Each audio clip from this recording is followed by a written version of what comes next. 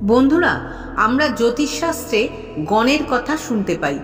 আসলে আমাদের জন্মকুণ্ডলিতে তিনটি গণ দেখতে পাই। এগুলো হলো দেবগণ, নরগণ ও রাক্ষসগণ। আর এই গণগুলি গণনা করে একজন ব্যক্তির প্রকৃতি ও বিশেষত্ব বোঝা যায়।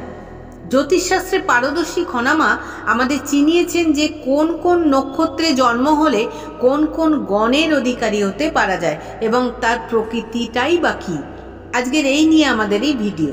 আসুন খনামার বচনে আজ আমরা জেনে নিই জন্মের সময় নক্ষত্র অনুযায়ী কিভাবে গণগুলির গণনা করা হয় এবং গণ অনুযায়ী মানুষটির প্রকৃতিটাই বা কী, কিংবা মানুষটির বিশেষত্ব বা বৈশিষ্ট্যই বা কী।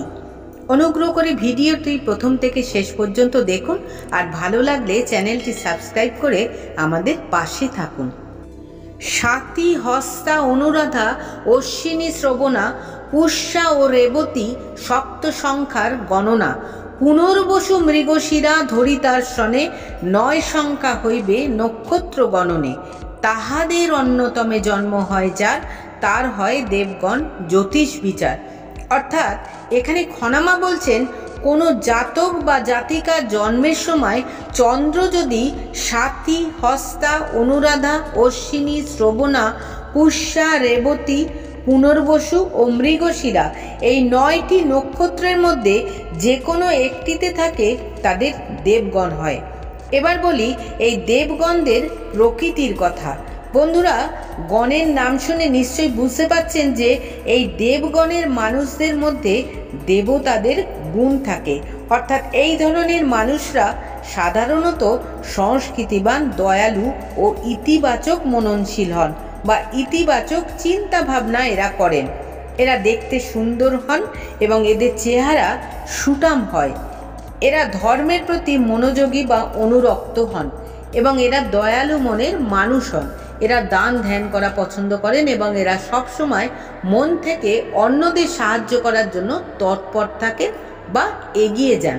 এরা যথেষ্ট বুদ্ধিমান হন এবং আত্মসম্মানের গুরুত্ব কিন্তু এদের কাছে প্রবল।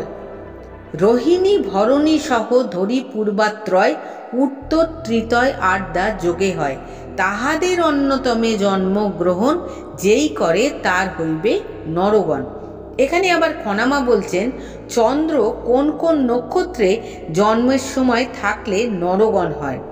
তিনি বলছেন চন্দ্র যদি রোহিণী নক্ষত্র, ভরণী নক্ষত্র এবং এর সাথে পূর্বত্রয় অর্থাৎ পূর্ব ফাল্গুনী নক্ষত্র, পূর্বাষাঢ়া নক্ষত্র এবং পূর্ব ভাদ্রপদ এই 3টি নক্ষত্র এবং উত্তরত্রয় অর্থাৎ উত্তর ফাল্গুনী, উত্তরাষাঢ়া এবং উত্তর ভাদ্রপদ এর সাথে আদ্রা নক্ষত্র অর্থাৎ এই 9টি নক্ষত্রের মধ্যে যে কোনো একটি নক্ষত্রে যাদের জন্ম হয় তাদের নরগণ হয়। এবার এই নরগণের প্রকৃতি সম্পর্কে বলা হয় এই নরগণের মানুষজন বা জাতক জাতিকারা বিশেষ কোনো ক্ষমতার অধিকারী থাকেন না, বা বলা যায় বিশেষ কোনো ক্ষমতা এদের থাকে না এবং এরা কঠোর পরিশ্রমী হন এবং এই কঠোর পরিশ্রমের মাধ্যমেই তারা কিন্তু জীবনে সাফল্য অর্জন করেন। এরা পরিশ্রম করে সাফল্য পান বলেই প্রচুর সম্মান পায় এবং প্রচুর অর্থ উপার্জন করেন। তবে এই গণের জাতক জাতিকারা খুব সাবধানে চলাফেরা করেন। হুটহাট করে কোনো কাজ করা এরা একেবারেই পছন্দ করেন না। এরা চিন্তা ভাবনা নিয়ে কঠোর পরিশ্রম করে তবেই সাফল্য অর্জনে আগ্রহী থাকেন। এইসব ব্যক্তিরা যদি ভালো হন তাহলে দেবতুল্য হয়ে থাকেন, আর যদি খারাপ হন রাক্ষসগণের থেকেও ভয়ঙ্কর হয়ে ওঠেন। জ্যেষ্ঠা, মূলা, মঘা, চিত্রা, ধনিষ্ঠা, কৃত্তিকা, অশ্লেষা, বিশাখা, শতভিষা নক্ষত্রিকা ইহাদের কোনোটিতে যে বা জন্মলয় তাহার রাক্ষসগণ হইবে নিশ্চয়।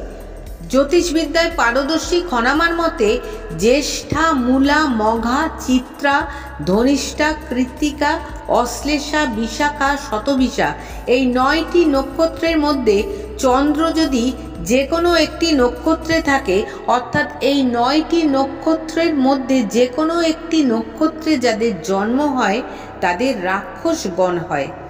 এই রাক্ষসগণের অধিকারী ব্যক্তি বা জাতক জাতিকারা নেতিবাচক জিনিস বা ঘটনা অনুভব করতে পারেন এবং কিছু খারাপ হবার আগেই এরা সাবধান হয়ে যান। নির্ভীকতা ও সাহসিকতার কারণে এরা প্রতিটি পরিস্থিতি দৃঢ়তার সঙ্গে মোকাবিলা করতে সক্ষম হন।